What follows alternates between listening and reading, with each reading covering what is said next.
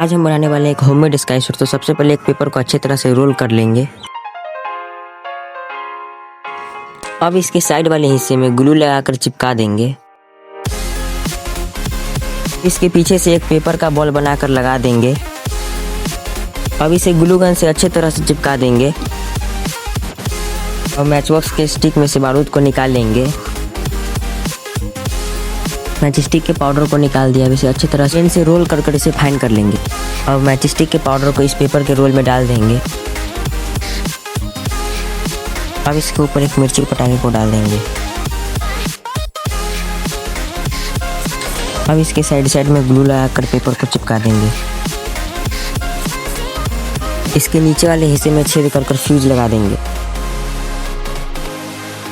अब इसे sky shot को फोड़ते हैं।